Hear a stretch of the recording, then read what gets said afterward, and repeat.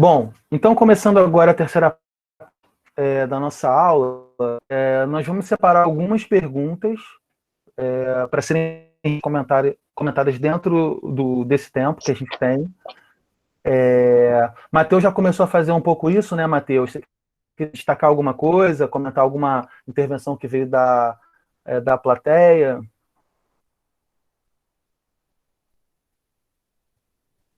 Matheus, você tem que abrir o microfone. Ok. Na verdade, o que eu queria deixar mais ou menos claro, na verdade, um ponto que eu acabei de responder aqui, que diz respeito ao fato de alguém que fez uma boa discordância. Esqueci agora o nome da colega. Mas se de fato o Bolsonaro tem medo dessa impunidade, ou tem a certeza, na verdade, que essa impunidade. Claro que eu falei num tom mais retórico aqui, e ela lembrou, inclusive, da famosa reunião que ele falou que todos serão presos, etc. Mas eu acho que isso garante a ação, por um lado, e eu acho que a forma, é óbvio que ele sabe que para isso o ideal, para a garantia da impunidade, é ele permanecer no poder. Mas eu não vejo como casual está sendo colocados militares nesses postos estratégicos nesse momento, inclusive de combate à pandemia. Será que nós teremos agora finalmente coragem de julgar e condenar esses militares, em especial lá o paraquedista, Pazuello, pela condução criminosa que está ocorrendo nesse contexto da pandemia? O que eu queria dizer, na verdade, então, é que existe um lastro histórico, né? Existe, na verdade, uma experiência histórica que, de algum modo, orienta se ela vai se repetir ou não. Então, falei mais no sentido retor da certeza, mas eu acho que esse chão da impunidade, de algum modo, é o horizonte, cria um horizonte em que ele, ou o bolsonarismo como um todo, se movimenta nesse contexto de práticas criminosas e de negação da pandemia. Espero ter deixado mais claro esse ponto. Matheus, está me ouvindo? Tô. Então, só para indicar o texto que eles escreveram sobre o caso da Regina Duarte, quando ela fez aquelas declarações de relativização das mortes, o Matheus e o Valdir escreveram nos Jornalistas Livres, que eu acho que é bem interessante, né? Porque o Bolsonaro quer se livrar da Comissão da Verdade da Covid, né? Eu acho que é bem interessante isso. E a ativa que o governo apresentou nesse contexto de isentar os gestores públicos de responsabilidade, né? O governo federal, depois eu vou até recuperar esse projeto de lei do governo federal que foi vetado pela Câmara dos Deputados, de isentar de responsabilidade possíveis medidas incorretas no contexto da Covid, né? Que é um pouco essa isenção de responsabilidade, possível punição à frente. E também os tribunais... Pode falar, querido. Não, olha só, o Gabriel Ruiz pergunta um pouco das ferramentas para derrotar o bolsonarismo e tal, né? Que está até nesse texto que a gente escreveu sobre a queda do Queiroz. Eu vou colocar aqui depois. Como derrotar o bolsonarismo, né? Mas sobre isso, é um pouco até o que a gente tem trabalhado nesse momento, e aí eu tenho algumas coisas a dizer. De algum modo, do ponto de vista estratégico, eu acho que a derrota do bolsonarismo passa por uma reorganização do campo progressista. E isso significa muitas coisas. Por exemplo, uma das pautas atuais do campo progressista, só para deixar mais ou menos claro, tem sido aquela ideia nenhum direito a menos. Veja que essa é uma pauta regressiva, ou seja, a gente tem que propor novos direitos, nós temos que construir futuros.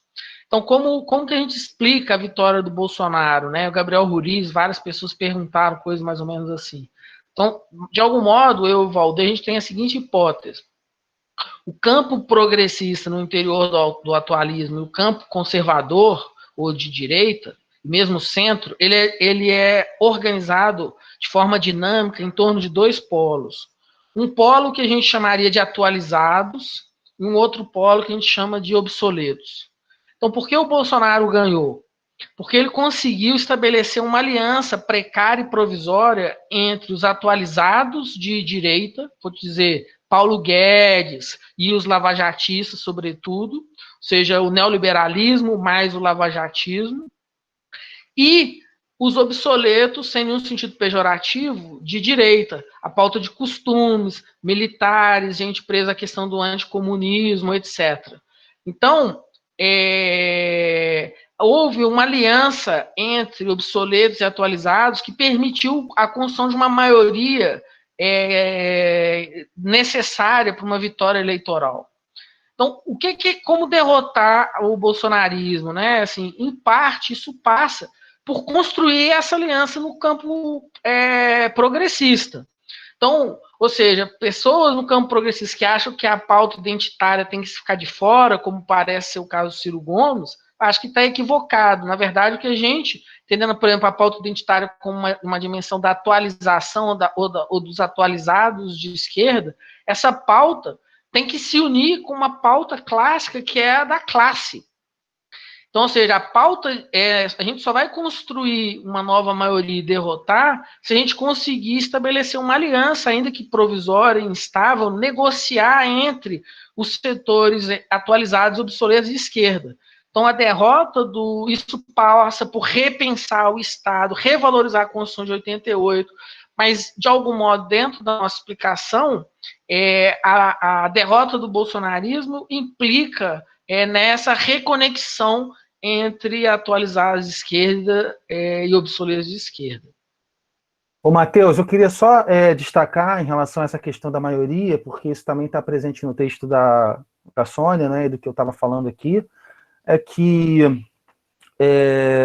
a gente concordo, né, quer dizer, contigo, né, Ciro Gomes, concordo bastante. Eu acho que dispensar a gênero e a pauta racial hoje, ou a indígena hoje, em nome de uma certa tentativa de se aproximar à maioria, não só de um ponto de vista político e ético, né, mas também de um ponto de vista eleitoral, né? Quando a gente percebe o quanto que as questões de gênero, por exemplo, elas afetam de maneira muito, muito direta mulheres no cotidiano, inclusive no cotidiano da vida, e que atravessam a própria dimensão da questão de classe também, né? Então, o caso, por exemplo, daquela empregada doméstica que infeliu seu filho, né, no trabalho, né, isso é extremamente mobilizador. Eu não consigo pensar o quanto que essas pautas de raça e de gênero podem se confrontar a uma perspectiva de maioria eleitoral, na medida em que elas também mobilizam afetos políticos, produzem identidades entre aquela empregada doméstica que viu seu filho morrer naquele contexto. Eu não consigo perceber o quanto que isso pode se confrontar, né? Eu penso que convergência de possibilidades e que é um caminho inevitável, porque a esquerda hoje, né, ela fundamentalmente, ela traz para primeiro plano essa agenda racial e a agenda de gênero e a agenda indígena. Então, é um caminho sem volta, e aí repensar a dimensão de maioria, né? Colocar o Homer Simpson da vida no seu lugar, né? Que não é um lugar de minoria, mas é de hegemonia conservadora, né? O Homer Simpson ele não é exatamente a maioria, ele também tem uma identidade. Ele também é identitário, o Homer Simpson, né? Mas ele, geralmente, em nome de uma certa noção de universalidade, se pensa ele como padrão, como maioria, para onde o discurso dirige e para onde o discurso se dirige. Então, acho que é um tremendo equívoco achar que essas podem ser distanciadas, né? Até porque são pautas concretas, né? Só para fechar, exemplo, né? O Bolsa Família, que foi o programa Bolsa Família, que foi bastante importante, não é, para as eleições, colocava a mulher como gestora do dinheiro, né? Porque considera a questão de gênero fundamental para a gente perceber o quanto que combate a pobreza e gênero relacionados. Né?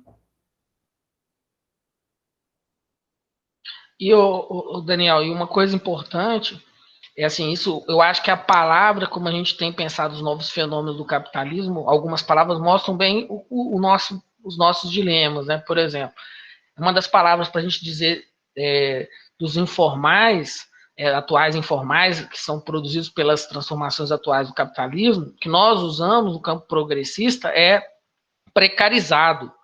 E a direita chama esse cara de empreendedor. Então, e por trás da ideia de empreendedorismo vai todo um pacote, vamos dizer assim, ideológico, né? E a gente tem que pensar os conceitos clássicos como proletariado empoderavam os sujeitos. Então, a própria forma de nomear os fenômenos do campo progressista, ela, no meu ponto de vista, está equivocada. Porque essa pandemia deixou muito claro, existem, fora as pessoas que passam fome, mas também incluídas aí, existem mais ou menos de 60 a 80 milhões de pessoas com trabalho altamente vulnerável e precário nesse país.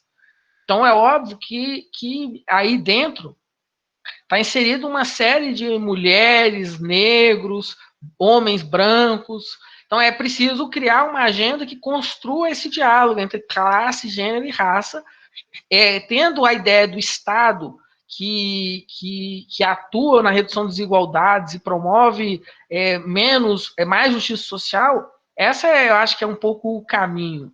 Eu acho que por isso que é muito importante nesse contexto a gente pensar como construir novos discursos que criem ativismo digital, mobilização. E certamente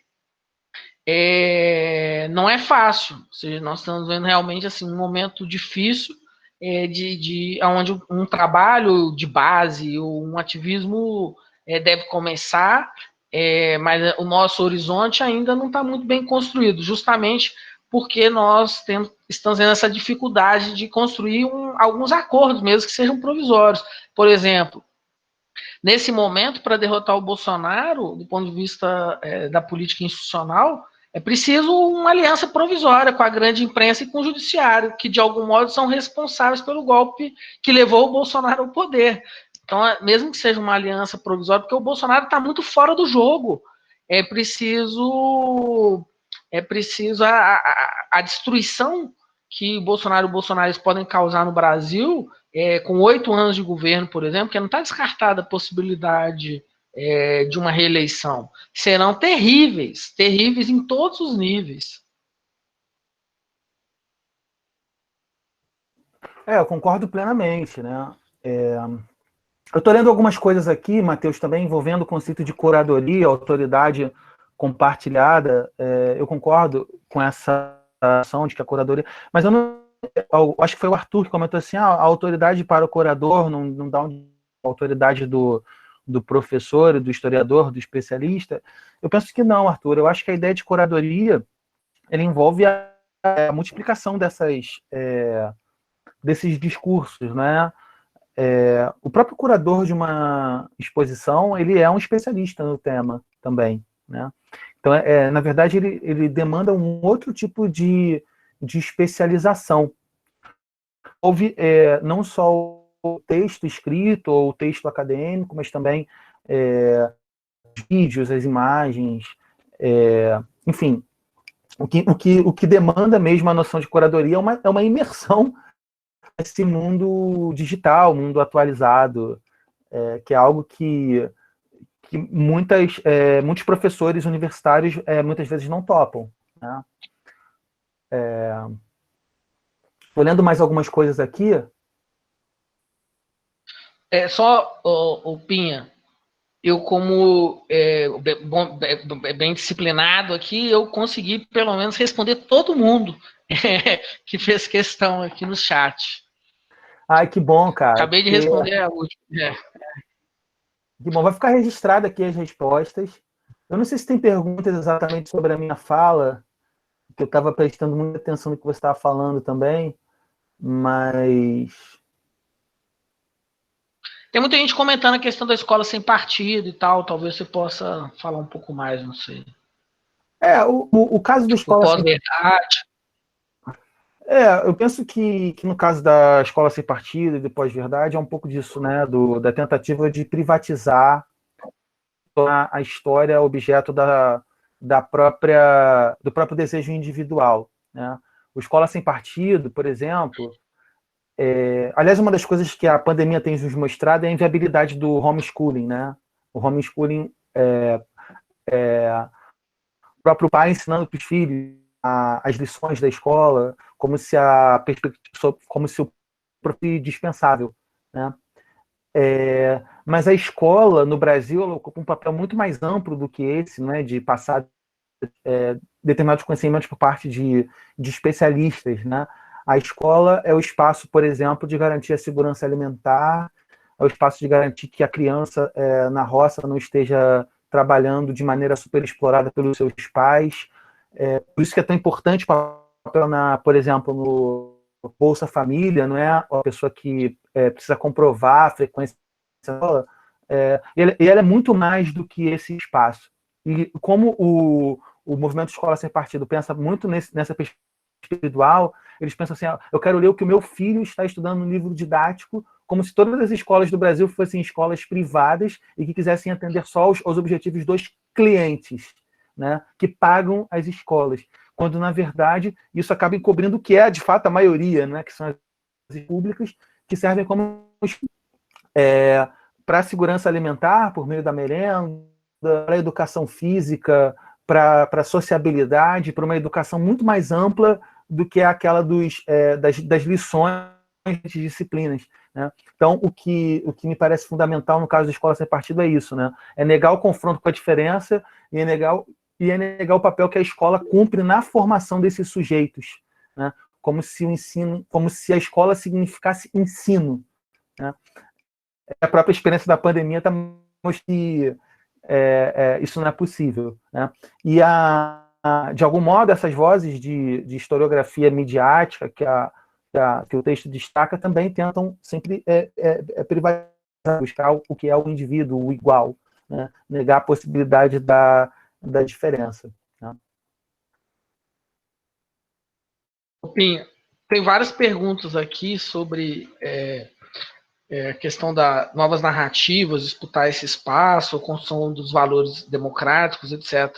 Um desafio que eu acho que a gente vai ter é entendendo que aqui o que a gente está discutindo é uma educação histórica, e derrotar o bolsonarismo significa derrotar um projeto de destruição da democracia tal como ela existe no Brasil, ou seja, uma democracia que é desigual, uma democracia que produz, que é permeada pelo racismo estrutural, por exemplo. Mas a gente tem um horizonte de um aprofundamento de algo muito pior do que isso.